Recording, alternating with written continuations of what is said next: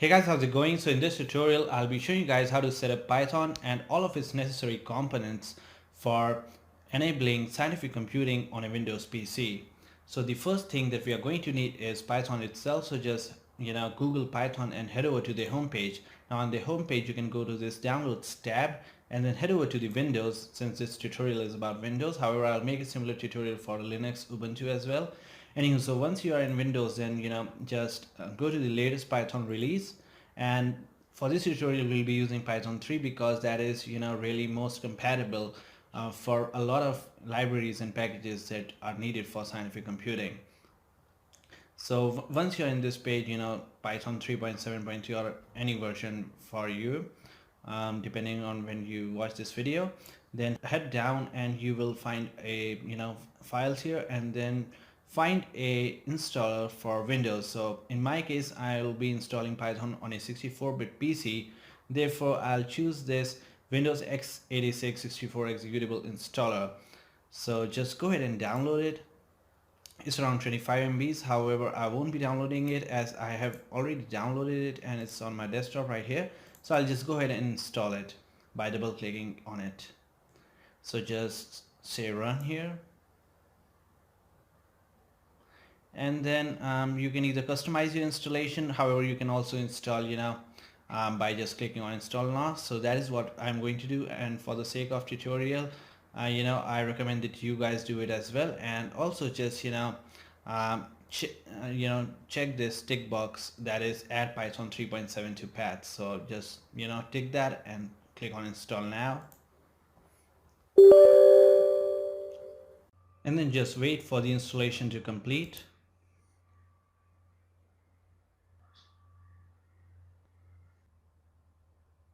And here it says that setup was successful, so that's great. So just go ahead and close it, and go to your start menu and search for Python over there, and just do a test run to see if it installed correctly. So here it is, Python 3.7 64-bit. So just go ahead and launch it, and here you can see the good old Python terminal. So here I can perform something like a is equal to 5, and then print a, and that's good. So Python is working well on our PC. Also, we can check and see if it works on the command line as well.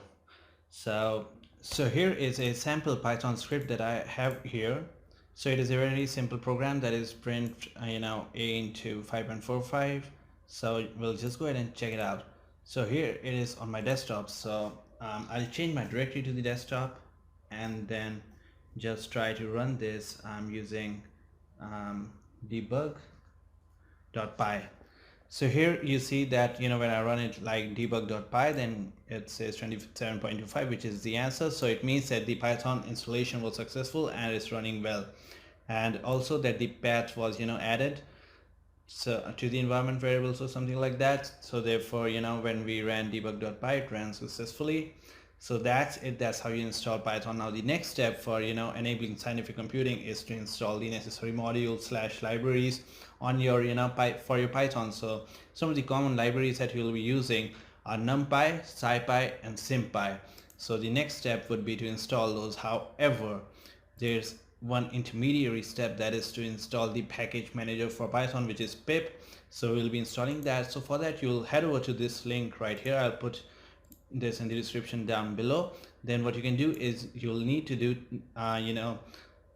you'll need to download getpip.py file. So I have already downloaded it on my computer, so I'm here it is on my desktop, getpip.py. And then the next step that you need to do is you need to run it using your command line. So just head over to command prompt, hold on a second, cmd, and then change your directory to wherever you have that file, and then just run that getpip.py and then hit enter.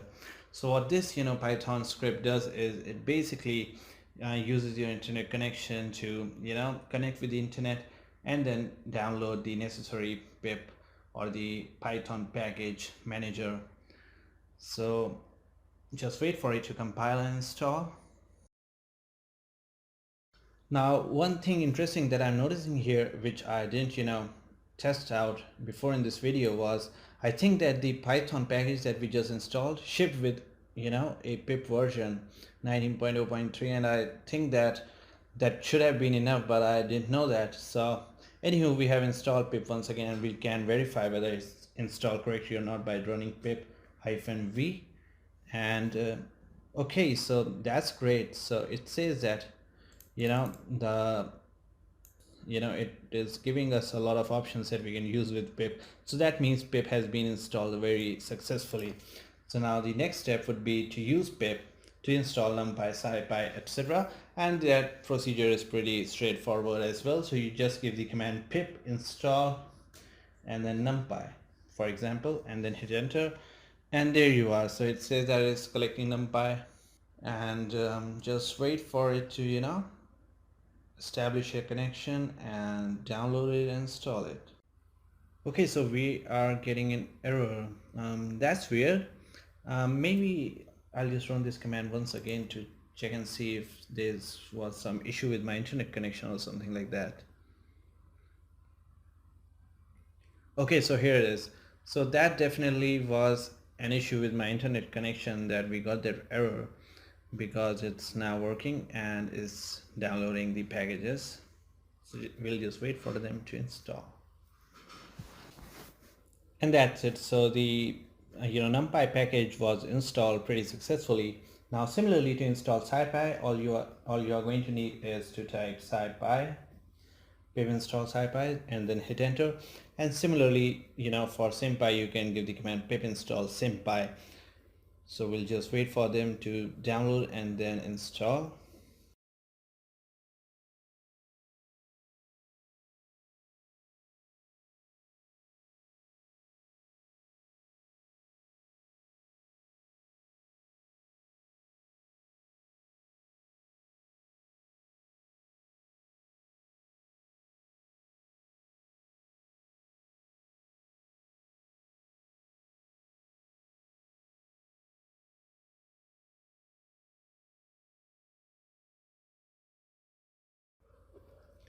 So that was SciPy, which installed pretty successfully as well. Now lastly, we'll be installing SymPy, which is a Python library for symbolic computation.